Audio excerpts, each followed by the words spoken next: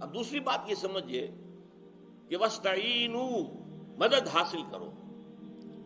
دو باتیں اس میں آئیں گی، مدد کس سے حاصل کرنی ہے اور کس چیز پر حاصل کرنی ہے. مدد ظاہر بات ہے کسی مقصد کے لیے آپ کام کر رہے ہو، کام مشکل ہے، بھاری ہے، تو آپ مدد طلب کرتے ہیں، بھائی آؤ ذرا میرا ہاتھ بٹاؤ. تو یہ استعانت کس چیز پر ہے؟ اس کا ذکر اول تو ہم پڑھ چکے ہیں سورہ حج کے آخری رکوع میں، کہ یہ ایک عظیم ذمہ داری کا بوجھ تھا جو اب امت کی حیثیت سے امت پر، جبکہ اب امت کی تاج پوشی ہو گئی، کورونیشن ہو گئی، تو اب وہ ذمہ داری اس کے کاندھوں پر آ گئی. وہ ذمہ داری کیا ہے؟ سورہ حج کے آخری رکوع میں ہم نے دیکھا تھا کہ اللہ تعالیٰ کی طرف سے جو نبی آتے رہے دنیا میں اور جو وحی آتی رہی، اس وحی کی دو کڑیاں ہوتی تھیں. اللہ یستفی من الملائکۃ رسلا ومن الناس، اللہ چن لیتا ہے اپنے فرشتوں میں سے بھی اپنے پیغامبر اور انسانوں میں سے بھی. فرشتہ اللہ سے لیتا ہے، یہ رسول ملک ہے، یہ بھی پیغامبر ہے، ایلچی ہے، پیغام پہنچانے والا ہے. رسول کسے کہتے ہیں؟ پیغام رسانی کرنے والا، پیغام پہنچانے والا. تو یہ وحی پہنچانے والا فرشتہ جبرائیل، یہ پہلی کڑی ہے، اسے ہم کہیں گے رسول ملک. رسول ملک نے آ کر رسول بشر محمد صلی اللہ علیہ وسلم کو بات پہنچا دی. اب یہ حضور کا کام تھا کہ وہ آگے پہنچا، یہ ذمہ داری آگے ہے.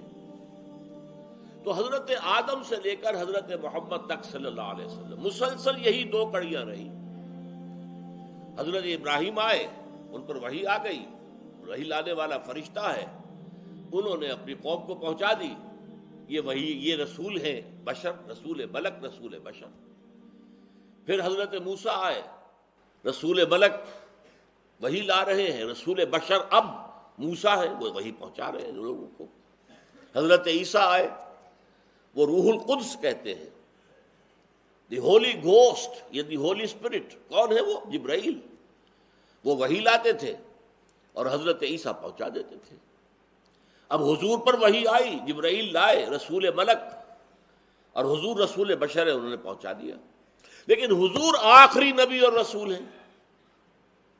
اب یہ سلسلہ ختم ہو رہا ہے دو کڑیوں والا.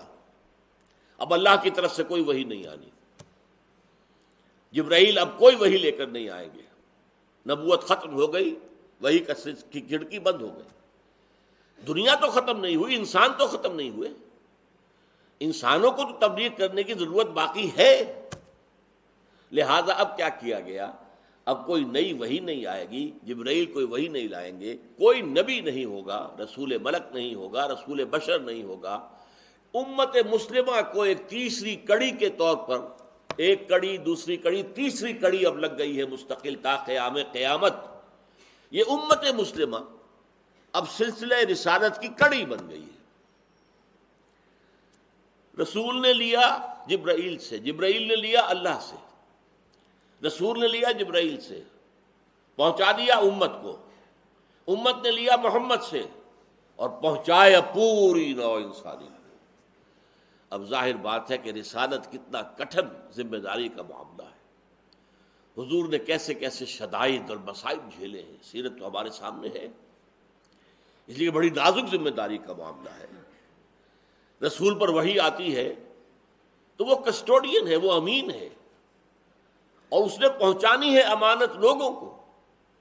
اگر خدا نہ خواستہ اس کی طرف سے کوتاہی ہو جائے تو لوگ بچ جائیں گے، رسول پکڑا جائے گا.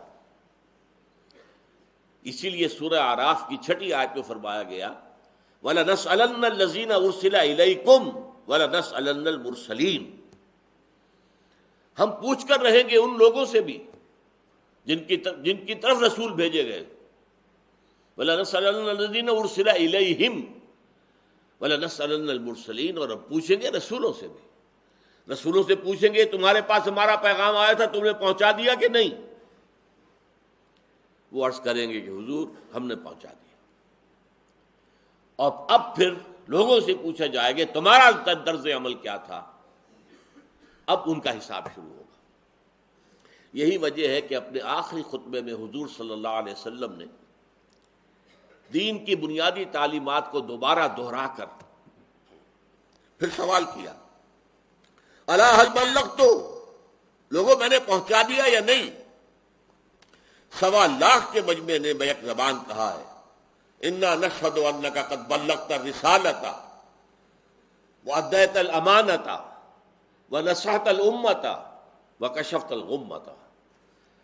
اے محمد صلی اللہ علیہ وسلم، ہم گواہ ہیں، اللہ کے ہاں بھی جا کر گواہی دیں گے، ہم گواہ ہیں، آپ نے رسالت کا پیغام پہنچا دیا، اللہ کی امانت ہم تک پہنچا دی، آپ نے امت کی خیر خواہی کا حق ادا کر دیا، آپ نے باطل اور گمراہی کے تاریکی کا پردہ چاک کر دیا۔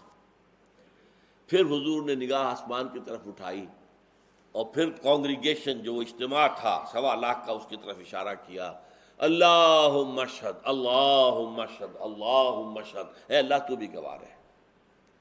چنانچہ قیامت کے دن اب رسول گواہ ہوں گے، کھڑے ہوں گے پروزیکیوشن وٹنس کی حیثیت سے، اے اللہ میں نے انہیں پہنچا دیا تھا تیرا پیغام، اب یہ اپنے طرز عمل کے جواب دے۔